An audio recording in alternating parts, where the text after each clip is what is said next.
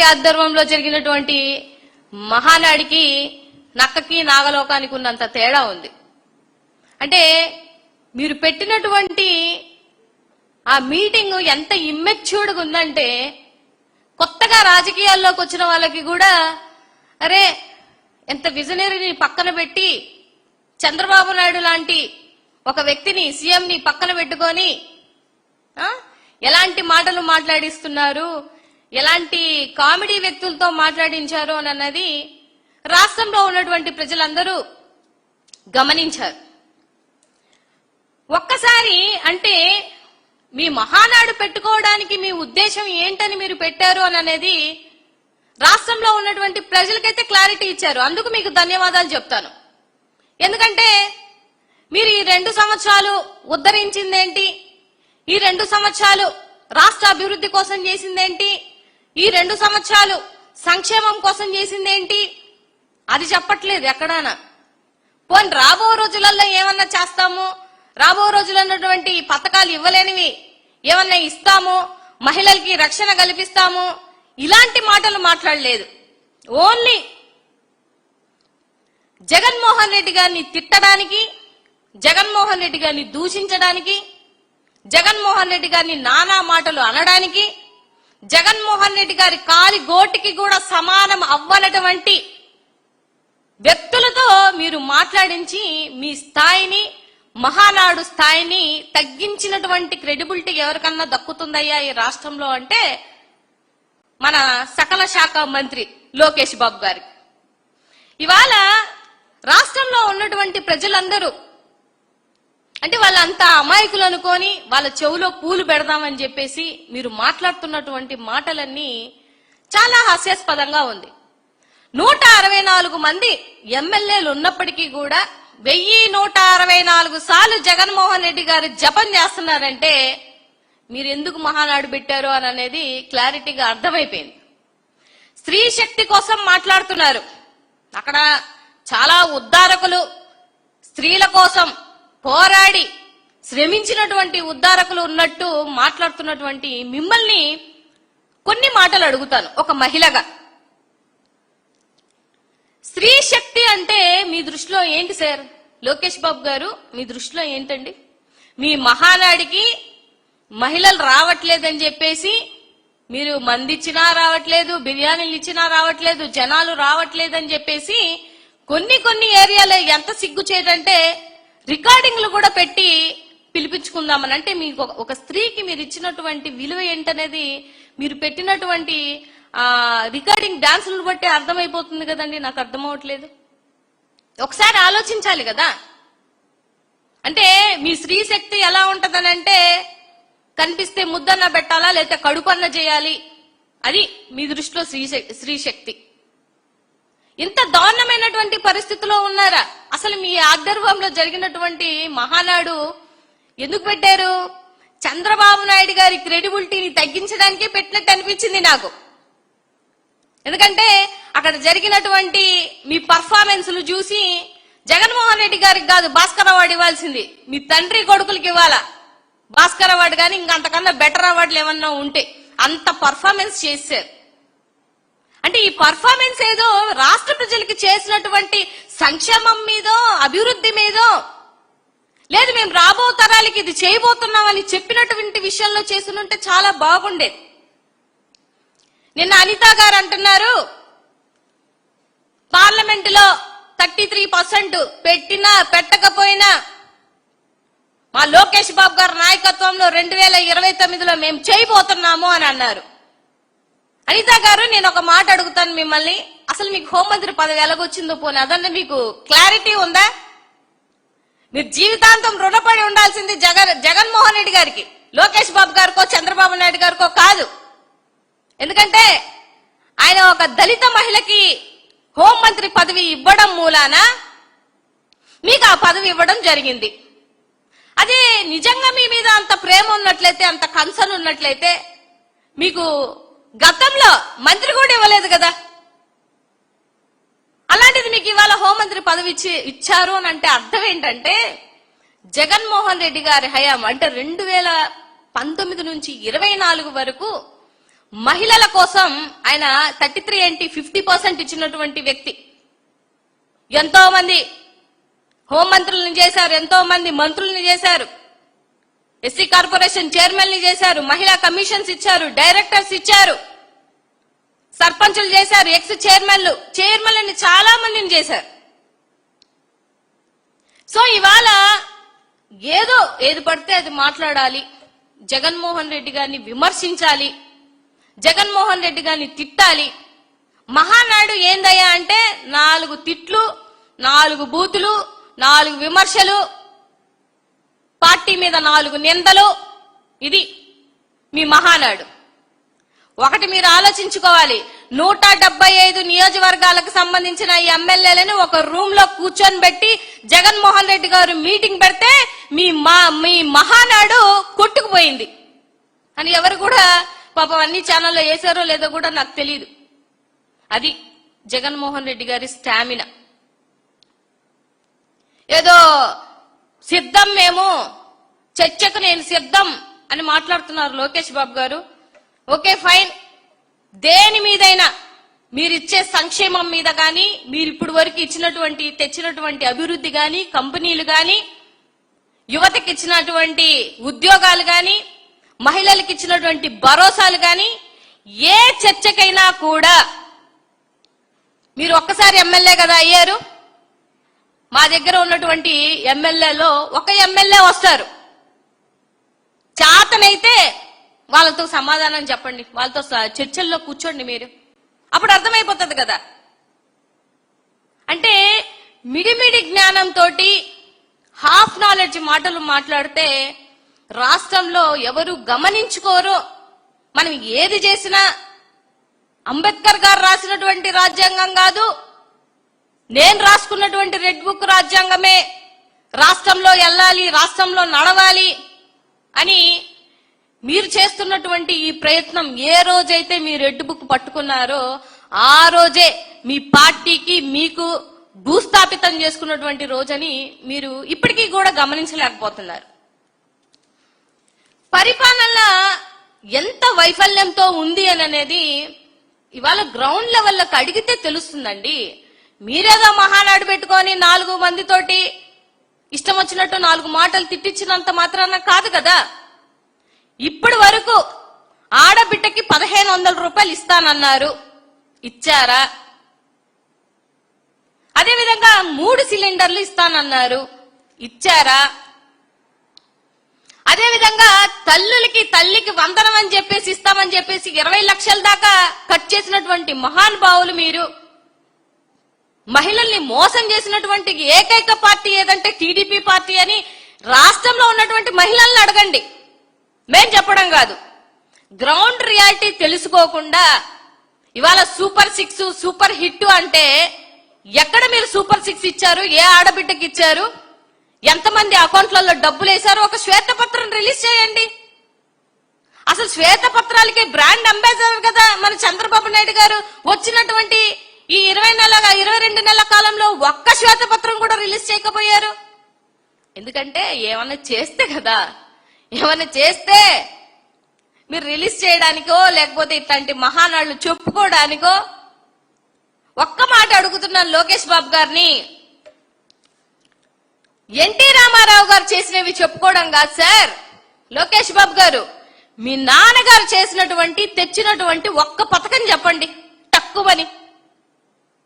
చాలా పెద్ద పెద్ద ఛాలెంజ్లు ఇస్తున్నారు. ఇప్పుడు కూడా అంత మహానుభావుడికి వెన్నుపోటు పొడిచి కూడా మళ్ళీ జై ఎన్టీఆర్ అంటున్నారు, మళ్ళీ పూలదండలు వేస్తున్నారు. ఈ ఒక్కరోజు గుర్తొస్తుంది, ఆయన వర్ధంతి రోజో జయంతి రోజో తప్ప ఇంక ఏ రోజు గుర్తురారు మీకు. ఆ విషయం అందరికీ తెలిసినటువంటి విషయమే. అలాగే మీ నాన్నగారు స్టార్ట్ చేసి ఎండ్ చేసినటువంటి ఏ కార్యక్రమమైనా, ఏ పథకమైనా, ఏ కంపెనీ అయినా ఒక్కటి ఉందేమో చెప్పమనండి. చెప్పలేరు.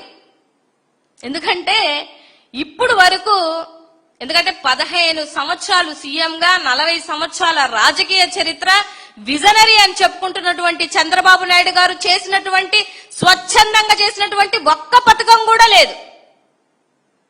ఇంకా ఎన్టీ రామారావు గారు చేసినటువంటి పథకాలే చెప్పుకుంటూ ఉన్నారు తప్పితే మీరు చేసింది ఏమీ లేదు. ఆయన ఎంత డిగ్రీ చదివాడో మీరు కూడా అంతే డిగ్రీ చదివారు. మళ్ళీ ఎక్కడో వెళ్ళి పెద్ద పెద్ద చదువులు ఆక్స్ఫర్డ్ లో చదివినట్టు ఉన్నారు. మరి మీ మాటలు చూస్తే మాత్రం అలా లేవండి. ఒక ఎక్స్ సీఎం ని పట్టుకొని ఆయన పేర్లు మార్చేస్తున్నారు, ఆయన్ని సైకో అంటున్నారు. తిరిగి మేమంటే మీ పరిస్థితి ఏంటో ఒకసారి ఆలోచించండి. మేమంటే మీరు లబోదిబోమని ఏడ్చుకుంటూ ఇంట్లో కూర్చుంటారు. మా నాయకుడికి జోలికి వస్తే మేము కూడా అనగలం, మీకన్నా బ్రహ్మాండంగా మాట్లాడగలం, మీకన్నా బ్రహ్మాండంగా పంచ్ డైలాగులు చెప్పగలం. సో లాస్ట్ పంచ్ అంటే కిక్కు ఏరా అన్నట్టు మీరు సినిమా డైలాగులు, లేకపోతే మీ మామగారు బాలకృష్ణ డైలాగులు చెప్పినంత ఈజీ కాదు సార్ పరిపాలన చేయడం అనేది. ఇవాళ మీకు చేతనైతే రాష్ట్రంలో 164 మందిని మీకు రాష్ట్ర ప్రజలు మీకు ఇచ్చినప్పుడు మీరు ఎలాంటి పరిపాలన చెయ్యాలి, ఎలాంటి పరిపాలన రాష్ట్రంలో ఉన్న ప్రజలకు ఇవ్వాలి అనుకుంటున్నారో అది తప్ప అన్నెసరీ మాటలు, జగన్నామ స్మరణ అది తప్ప మీరు ఏ రోజు ఒక మీటింగ్ పెట్టుకున్న పాడు లేదు, ఒక ఏమంటారు ఒక పథకం తెచ్చింది లేదు, ఒక ఆడబిడ్డకి రక్షణ ఇచ్చింది లేదు. ఏదో 33% రిజర్వేషన్ పార్లమెంటులో అది ఇదని చాలా పెద్ద పెద్ద మాటలు మాట్లాడుతున్నారు మా అనిత గారును లోకేష్ బాబు గారు. రాష్ట్రంలో అందరూ చూశారండి, మీరెళ్ళి ఏమి ఢిల్లీలో ఉద్ధరించారో, ఎవరెవరితో మీరందరూ మీ యొక్క రిలేషన్స్ ని మెయింటైన్ చేశారో, మహిళల కోసం ఉద్ధరించేటువంటి నాయకులు మీరో కాదు అనేది రాష్ట్రంలో ఉన్నటువంటి ప్రజలందరూ గమనించారు. ఇవి అందరూ చూసినటువంటి విషయాలే, వీడియోలతో సహా బయటకు వచ్చాయి, మీ అఫీషియల్ పేజీలలో కూడా పెట్టుకున్నారు కదా. సో పార్లమెంటులో ఎప్పుడో ఆమోదించారు. అసలు మాట చెప్పాలి అంటే జగన్మోహన్ రెడ్డి గారు పార్లమెంటులో మొట్టమొదటిగా యాక్సెప్ట్ చేసినటువంటి వ్యక్తి ఎవరయ్యా అని అంటే మన జగన్మోహన్ రెడ్డి గారే. కానీ మీకు క్రెడిట్ చోరీ కావాలి, ఆయన ఇచ్చిన పథకాలకి క్రెడిట్ చోరీ కావాలి, ఆయన తెచ్చినటువంటి కంపెనీలకి క్రెడిట్ చోరీ కావాలి.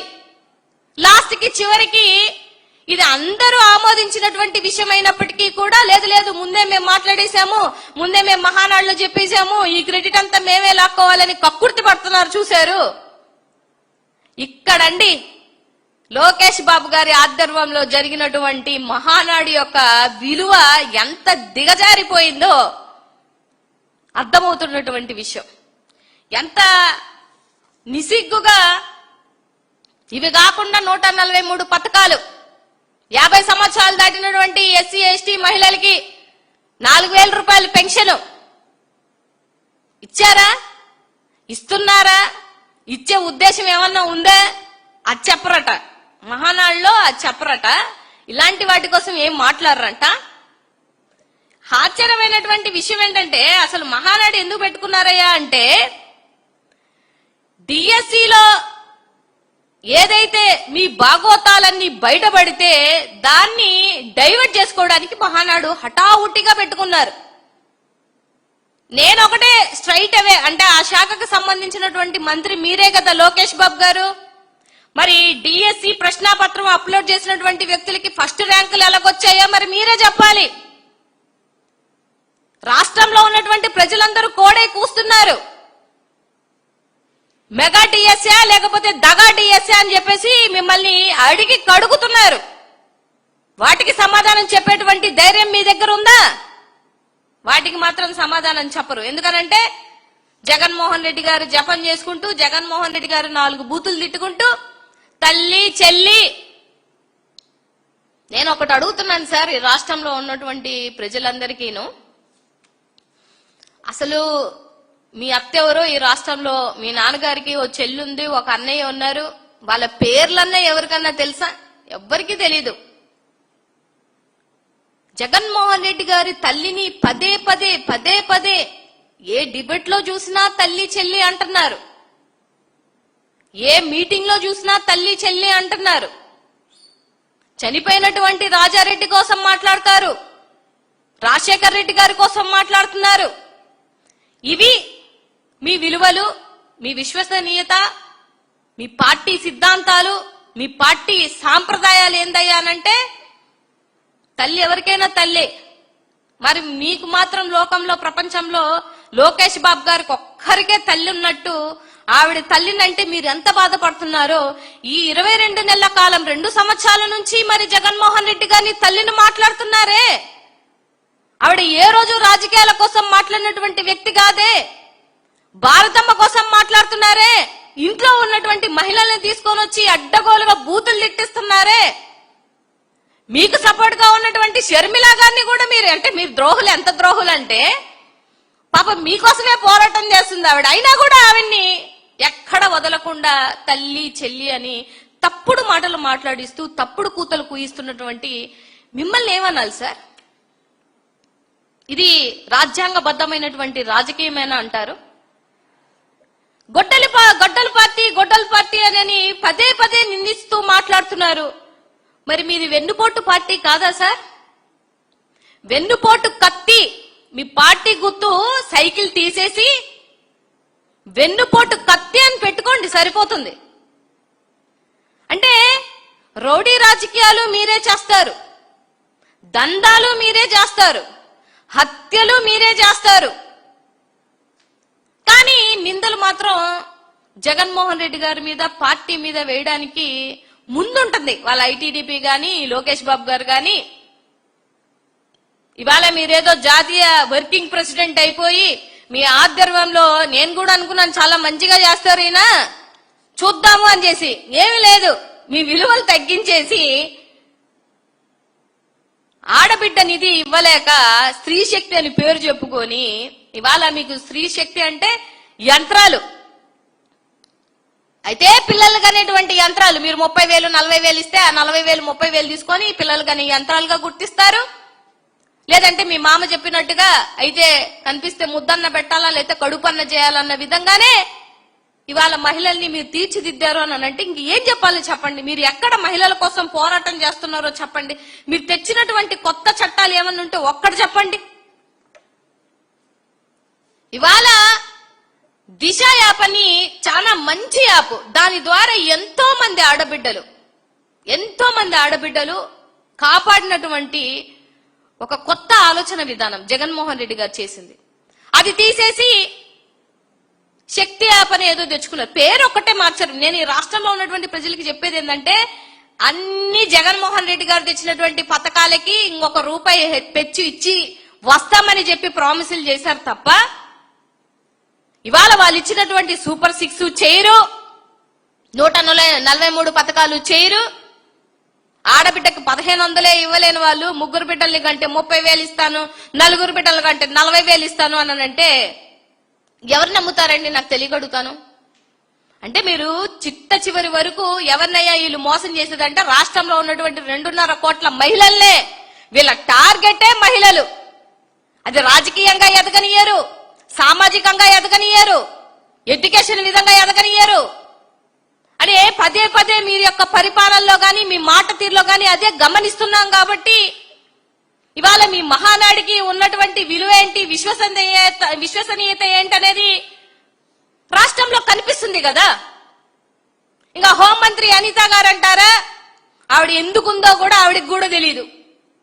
నేను అందుకే చెప్తున్నాను, ఇందాకే చెప్పాను, హోంమంత్రి అనిత గారు ఈ రాష్ట్రంలో ఎవరికైనా మీరు రుణపడి ఉన్నారు అని అంటే అది ఓన్లీ మా జగన్మోహన్ రెడ్డి గారికే.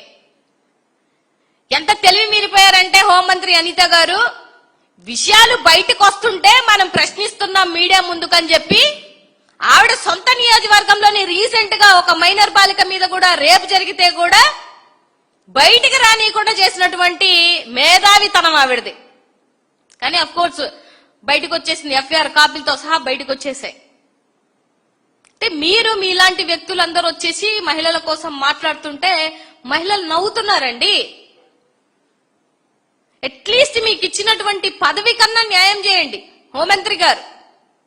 ఎంతకాడికి లోకేష్ బాబు గారిని జపం చేసుకోవడం కాదు, రాష్ట్రంలో ఉన్నటువంటి మహిళలకి మీకు ఇచ్చినటువంటి ఆ పదవికి విలువన్న తెలుసో తెలీదో నాకైతే తెలియదు. కానీ అక్రమ కేసులు, అక్రమ అరెస్టులు, ఆడబిడ్డన్లే, మహిళన్లే, చిన్న బిడ్డన్లే ఐటీడీపీ నుంచి ఏమంటారు బాధింపబడి మరణించిన వాళ్ళు చాలా మంది ఉన్నారు. ఎన్ని కేసులు పెడుతున్నారు, ఎంత అడ్డగోలుగా చేస్తున్నారు. ఇవాళ మీకు స్ట్రైట్ అవే క్వశ్చన్, మీ మహానాడులో ఒకసారి కాకపోతే ఒకసారైనా, ఇంకా మరి ఎన్నిసార్లు పెడతారో నాకైతే తెలియదు కానీ ఒక్కసారైనా మహిళలకి ఏం చేయబోతున్నాం అన్న విషయం చెప్పండి చాలు. అది తప్ప ఇంకా ఏదో చెప్పిందే చెప్పినట్టుగా ఈ 24 నెలల కాలంలో మీకు ఏ టాపిక్ లేనట్టు జగన్మోహన్ రెడ్డి గారు వచ్చినప్పుడల్లా నిగ్గదీసి నిలదీసి ఆయన లెక్కలతో సహా మీకు ప్రెస్ మీట్ పెడితే ఒక్కరు కాకపోతే ఒక్కరన్నా ఆయన పెట్టినటువంటి లెక్కలు గాని, ఆయన చెప్పినటువంటి అంకెలు గాని, ఆయన తెచ్చినటువంటి ఏదైనా సంక్షేమం గాని ఇది తప్పయ్యా అని చెప్పి ఒక్కరైనా ప్రెస్ మీట్ పెట్టగలుగుతారా? లేదు. ఆయన కాలి గోటికి కూడా సమానం అవ్వలేనటువంటి కొంతమంది ఇడియట్స్ ని తీసుకొని వచ్చి మీరు నలుగురిని తిట్టించో నలుగురిని ఇది చేస్తే జగన్మోహన్ రెడ్డి గారు విలువ తగ్గిపోతుందని అనుకుంటుని ఆలోచన దృక్పథానికి వచ్చారు. చూశారు, దీన్ని అంటారండి చిల్లర రాజకీయం అని. నాకు తెలిసినటువంటి రాజకీయం రాజ్యాంగబద్ధంగా ఉండే రాజకీయం, విలువలతో కూడినటువంటి రాజకీయం. ఆ రోజు ఎన్టీ రామారావు కానుంచి రాజశేఖర్ రెడ్డి గారు కానుంచి జగన్మోహన్ రెడ్డి గారి హయాంలో కూడా చేసిందంతా రాజ్యాంగంతో విలువలు కూడినటువంటి రాజకీయాలే. ఇప్పుడు జరుగుతున్నాయండి చిల్లర రాజకీయాలు. ఎప్పుడు జరుగుతున్నాయంటే ఇప్పుడు జరుగుతున్నాయి. సో దయించి నేను చెప్తున్న విషయం ఏంటి అని అంటే, లోకేష్ బాబు గారు మీ శాఖ మీద కాన్సన్ట్రేషన్ చేసి, అంటే సకల శాఖ మంత్రి కాబట్టి అన్ని శాఖలో చెయ్యడతారు మీరు, మీ శాఖను మాత్రం పక్కన దోసేశారు. ఇవాళ మీ పరిస్థితులు ఎలాగున్నాయంటే స్కూల్ బ్యాగులు ఇవ్వలేము, యూనిఫామ్లు ఇవ్వలేము, బెల్టులు ఇవ్వలేము, షూస్ ఇవ్వలేము అనే స్థాయికి దిగజారిపోయింది. అలాగే డిఎస్సి అని పేరు చెప్పి పేపర్లు అమ్ముకునే స్థాయికి దిగజారిపోయింది. ఎంతమంది 10th క్లాస్ బిడ్డల్ని ఫెయిల్ చేసి వాళ్ళ బతుకులతో ఆడుకున్నటువంటి ఏకైక వ్యక్తి, ఏకైక ఫెయిల్యూర్ అయినటువంటి మినిస్టర్ ఎవరయ్యా ఈ రాష్ట్రంలో ఉన్నారు అని అంటే అది మన లోకేష్ బాబు గారే. సో మీరు విలువలతో రాజకీయం చేయాలని నేనైతే కోరుకుంటున్నాను. ఎందుకంటే మీరు పాపం షాడో సీఎం అయిపోవాలనే ఒక ఆలోచన దృక్పథంతో రోజు రోజుకి చంద్రబాబు నాయుడు గారిని విలువలు తగ్గించేసి, ఆయన క్రెడిబిలిటీ తగ్గించేసి మీ ప్రావీణ్యం పెంచుకోవడానికి పాపం మహానాడు అనేది పెట్టి చంద్రబాబు నాయుడు గారి విలువల్ని తగ్గించేస్తున్నారు అని అనేది నా పర్సనల్ అభిప్రాయం. ఇది చంద్రబాబు నాయుడు గారు కూడా గమనించాలని నేను కోరుకుంటున్నాను. ఎందుకంటే మీరు విలువలతో కూడినటువంటి రాజకీయాలు నేర్చుకోండి ఎక్కడికైనా. అంటే ఇంతకు ముందు స్పీచ్ కూడా రాకపోతే స్పీచ్లు నేర్చుకోవడానికి వెళ్ళారు కదా, అలా ఎక్కడైనా విలువలతో కూడినటువంటి రాజకీయాలు ఎలా చేయాలనేది నేర్చుకోండి. లేకపోతే మా పార్టీ దగ్గరకు వచ్చినా కూడా జగన్మోహన్ రెడ్డి గారు, లేకపోతే మీ యూట్యూబ్ లోనే ఎక్కడన్నా చెక్ చేసుకోండి, లేకపోతే ట్విట్టర్ లో కన్నా వెళ్ళి చెక్ చేసి 2019 నుంచి 24 వరకు ఎటువంటి రాజకీయం జరిగిందో మీకు చాతనైతే వీలైతే చెయ్యగలిగితే అదే రాజకీయం ఈ 3 సంవత్సరాలన్నా చెయ్యండి. అంతేగాని నేను రాసుకున్నాను రెడ్ బుక్, నా 3 పేజీలు అయిపోయినాయి, ఇంకా 30 పేజీలు, 3 పేజీలు కాదు 30 పేజీలు రాసుకోండి, 30,000 పేజీలు అన్నా రాసుకోండి. ఇక్కడ ఎవరు భయపడే వాళ్ళు లేరు. కానీ ఒకటైతే చెప్తున్నాను లోకేష్ బాబు గారు, విలువలతో కూడిన రాజకీయం చేయకుండా పదే పదే మా జగన్మోహన్ రెడ్డి గారిని తిట్టిస్తాను, మా భారతమ్మను మాట్లాడిస్తాను, లేకపోతే విజయమ్మను మాట్లాడిస్తాను అని మీరు విలువలు లేనటువంటి వ్యక్తులను తీసుకొని వచ్చి యూట్యూబ్ ఛానల్స్ లో గానీ మీ మీటింగ్స్ లో గానీ మాట్లాడితే రాబో రోజులలో వీటిని ఎదుర్కోవడానికి ఇక్కడ ఉన్నటువంటి సైన్యం సిద్ధంగానే ఉంది. మా మహిళలు కూడా భర్త పూజ చేసే రోజులు కూడా దగ్గరగానే ఉన్నాయి. ఇలా అడ్డగోలుగా ఏది పడితే అది మాట్లాడితే ఊరుకునే ప్రసక్తి లేదు. కార్యకర్తలని ఇబ్బంది పెడతారా? పెట్టండి. 1200 మంది మీద కేసులు పెట్టారు. ఎక్స్ ఎమ్మెల్యే లేదు, ఎక్స్ మంత్రి లేదు, ప్రెసిడెంట్ ఉన్న ఎంపీ లేదు, ఆడబిడ్డలు లేరు, ఎక్స్ చైర్మన్ లేరు, ఎక్స్ మినిస్టర్లు లేదు, ఎక్స్ ఎంపీపీలు లేదు. ఎట్లా పడితే అట్లా హింసిస్తూనే ఉన్నారు. మీ రెడ్ బుక్ రాజ్యాంగానికి మీరు తెచ్చుకున్నటువంటి పేజీలకి చెక్ పెట్టే రోజు ఒక రోజు వస్తుంది, గుర్తుపెట్టుకోండి. ఇట్లాంటి మహానాడులు కాదు, 100 మహానాడులు పెట్టుకున్నా జగన్మోహన్ రెడ్డి గారు పెట్టేటువంటి ఒక్క మీటింగ్ తో కొట్టుకుపోయింది మీ మహానాడు అని మళ్ళీ మళ్ళీ గుర్తు చేస్తూ ఇకనైనా మీ పద్ధతి మార్చుకుంటారని, రాబో రోజులలో సరైన ధీటైన రాజకీయాలు చేస్తారని మనస్ఫూర్తిగా కోరుకుంటూ మీకు 2029లో సమాధానం చెప్పే రోజు దగ్గర పడిందని మాత్రం మీకు గుర్తు చేస్తున్నాను.